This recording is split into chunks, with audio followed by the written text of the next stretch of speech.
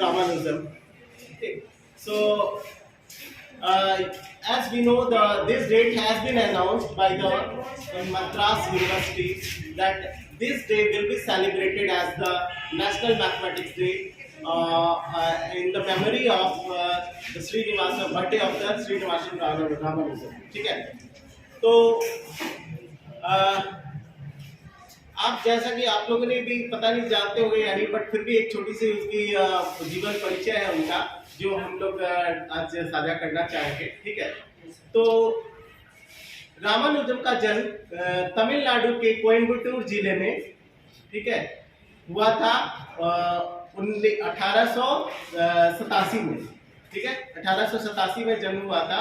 उनके पिता का नाम श्री निवास अयंगर और उनकी माता का नाम कुसुम था, और वो ऐसी जगह से बिलोंग करते थे जहाँ पे बहुत ही पूजा पाठ का जगह था। बहुत ही पापा जो है वो गांव में ही किसी दुकान में, साड़ी की दुकान या कपड़े की दुकान में शायद, वहाँ पे वो क्लर्क का काम करते थे। ठीक है, और उनका जीवन बहुत ही सिंपल, बहुत ही गरीब परिवार से वो आते थे, ब्राह्मण परिवार से एक्चुअली आते थे। ठीक है, तो रामानुजन जब 3 साल तक के थे तब तक उसको किसी को पता भी नहीं चलता था, क्योंकि वो बोलते ही नहीं थे, कुछ आवाज उनका नहीं निकलता था। तो बड़े माता पिता बहुत परेशान हो गए कि आखिर ये बच्चा बोलता क्यों नहीं है। परेशान होना बिल्कुल लाजमी है ना? yes, तो लेकिन उसके बाद ठीक हुआ।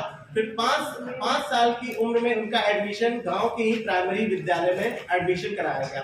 ठीक है, तो वहां पे उन्होंने पढ़ाई तो की, उसके बाद वो प्राइमरी में मतलब वो टॉप किए। ठीक है, पूरे जिले में टॉप किए।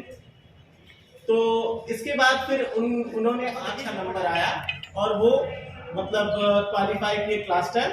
ठीक है, और इसी मैथमेटिक्स और इंग्लिश की वजह से उनको स्कॉलरशिप मिल गई आगे की पढ़ाई के लिए। ठीक है, तो ऐसा था कि वो क्लास 9-10 में जब स्कूल में थे, तभी वो पूरा ना कॉलेज की किताबें मैथमेटिक्स की बनाया करते थे।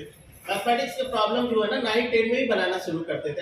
एसएल लोनी की जो ट्रिग्नोमेट्री की बुक आती है, बहुत पुराने, बहुत फेमस मैथमेटिशियन, उनका बुक उन्होंने सब सॉल्व कर डाला, पढ़ डाला सारा।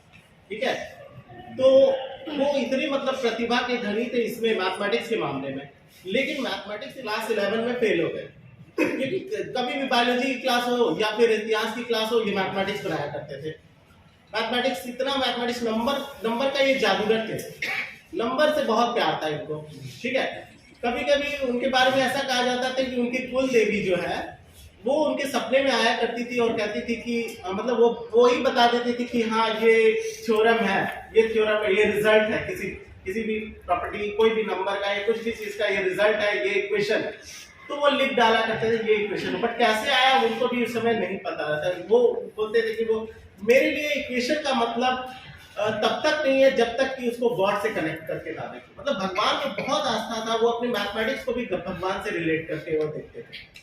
ठीक है, तो ऐसा हुआ कि उनका 11 में फेल हो गए, उनकी स्कॉलरशिप रुक गई।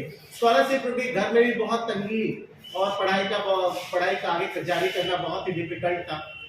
ठीक है, तो क्या हुआ फिर वो आगे जाके फिर कई ट्यूशन क्लासेस वगैरह करने लग गए। ठीक है,